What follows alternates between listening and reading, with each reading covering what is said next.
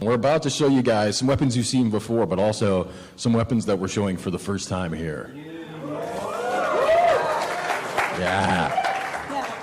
All right, let's start with the OG, shall we? Let's do it. Start with ebony and ivory. Ebony and ivory.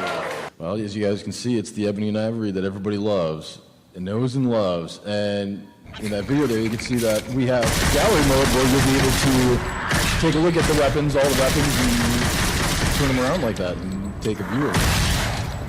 The idea behind ebony and ivory was that they were going to kind of have different characteristics. One was going to be more powerful, and one was going to have a higher firing rate. And so we've actually implemented that in this one. We got the Coyote A.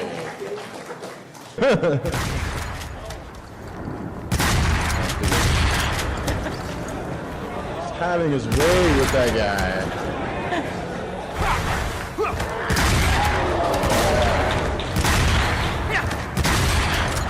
今回ね、done a lot to really pay attention to the animations and stuff, so that as you see, like, he's gonna animate with it differently for each different, for when he's using it during each different animation that he's triggered it during. So check it out. Cool, cool. Now we have another weapon. I think this one's got a new spin on it. We have it. It's not the Kalina Anno, it's the Kalina Ann 2. All right, let's look at it. So the reason that it's Kalina Ann 2 and not the Kalina Ann is because, well, as you guys know, the Kalina Ann is ladies. That's hers. So she asked Nico to make Dante one, and Nico tried her best to create a Kalina Ann that was going to match that of ladies. So we have a lot of new stuff with Kalina Ann 2 to show, but we'll save that for later. All right, let's get ready for some sword play. We have the Rebellion. It's the Rebellion that everybody knows and loves, but if you pay attention, you'll be able to see that we've updated the design a little bit since DMC 4.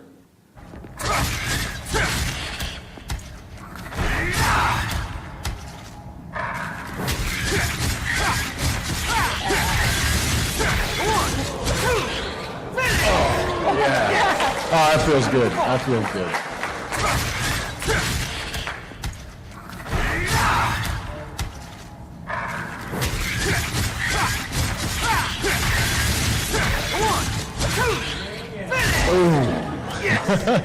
Oh, it feels good every time. Doesn't it though? Oh, I love that. So good. I love that in trailers, man. All right, now let's look at our next weapon for Dante. Some of you guys will definitely recognize this. Yeah, sparda. So a weapon with some real teeth.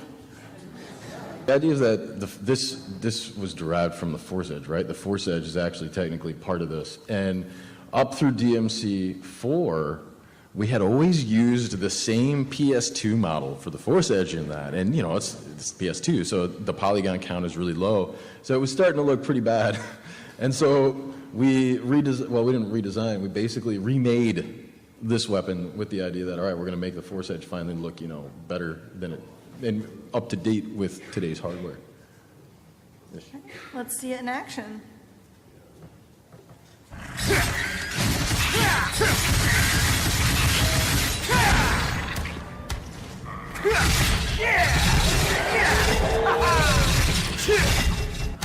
Get out of my sight!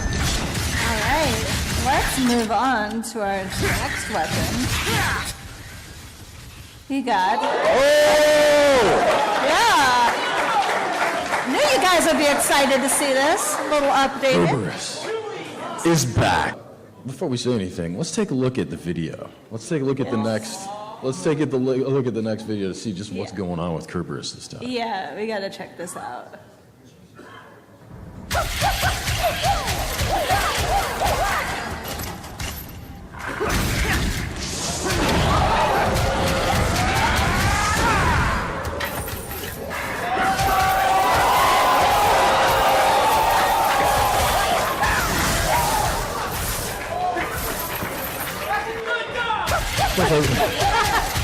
It transforms. So as you can see, it transforms into 3 different forms here. We have the ice nunchuck, and then we have the fire bow that it transforms into, and then the lightning chain staff nunchuck thing. I'm sure there's a proper term for that. I just don't know what it is. Cerberus. There you go. That's the proper term. There you go. Cerberus. That's all right, Cerberus. All right, that works too. All right. Hey, so Matt, do you want to start talking about Dante's sick ride? Let's talk about Cavaliere. はい、おなじみキャバリエルですね。 I think you guys have seen this one. Show this one. There we go. The way it transforms into 2 here. I mean, it's the first time. This is actually the first time where we've really shown off how they look when they're separated like that. So that's pretty cool. And as you can see, it's essentially dual-wielding chainsaws, more or less. That you can also ride, right? That you can also ride, exactly. Yeah, it does double duty, if you will. All right, let's see it in action. And now,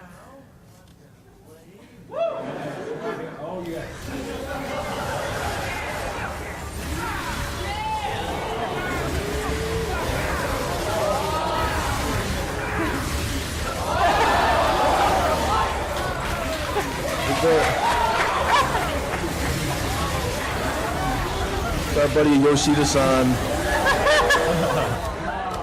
Our buddy Yoshida-san showing off there, showing off his mad cavalier skills, being cavalier about it in the process. Oh, it's so brutal. So when you're gonna want to ride the bike like that, you'll be doing that when you're in Swordmaster. So keep that in mind. That's how you're gonna be able to pull off the sick riding moves. We got the balrog. This is another one where that's like the first time we're actually showing off like what they look like separate, from when Dante's wearing them. The balrog. Set up there, you can see when they kind of sit together like that, they kind of form the face of the balrog, and nobody's ever seen a balrog in Devil May Cry before, but this is what it would look like. Cool. All right, let's see it in action. All right.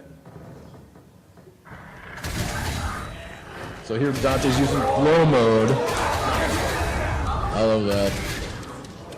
And there's 2 modes, right? So, okay, and here he's switching to kick mode, which is kind of more of this capoeira style, whereas blow mode is more of a boxing style.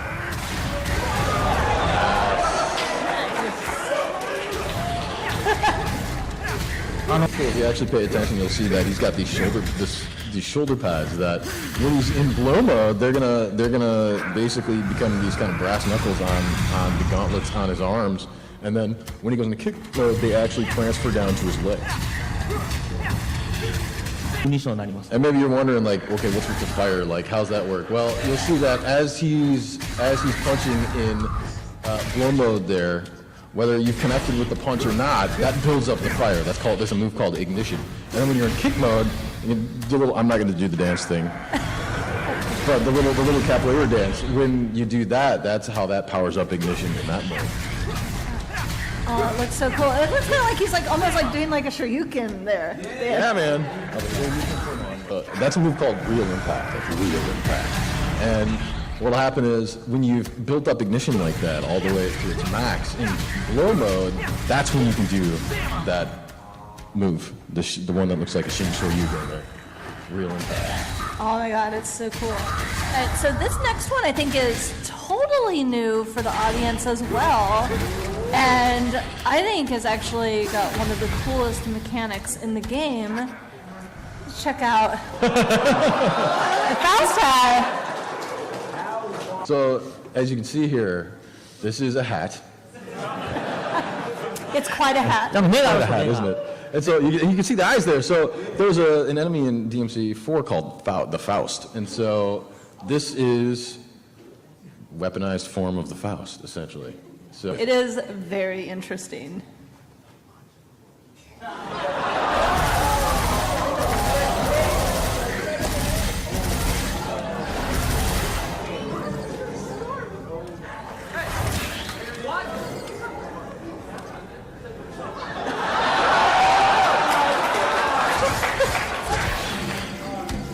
You can see there's kind of two parts to the weapon there. There's the hat, and then boom. And then he's got the scarf that is kind of based on the cape that Faust had in DMC 4. So as you can see, he's got all these crazy moves with this, and the way it works is there's supposed to be a risk and reward with it. So, like this move, for instance, here, you use your red orbs to use this, and you can also, what'll happen is you can use your red orbs, and like for instance, that meteorite move, that's going to use a ton of red orbs. But with this weapon, the other thing you can do is if you attack with that throw, the way he throws the hat, if you beat an enemy with that, you get a ton of red orbs back. So the idea is you want to use this and you want to beat the enemies with that move, because that way you're going to get a ton of red orbs back when you beat the enemy. And the idea with that hat throw move is you're marking the enemy. So you can attack the enemy with red orbs, but because it's this risk and reward thing, what'll happen is if you attack with the hat, and you get attacked by that enemy, you're going to lose red orbs as you get attacked. であとね The length of the scarf is dependent on how many red orbs you have in your inventory. So the more red orbs you have, the longer it's going to be. And yeah, with that meteorite move, then the more red orbs you move, the more powerful, the bigger that's going to be as well.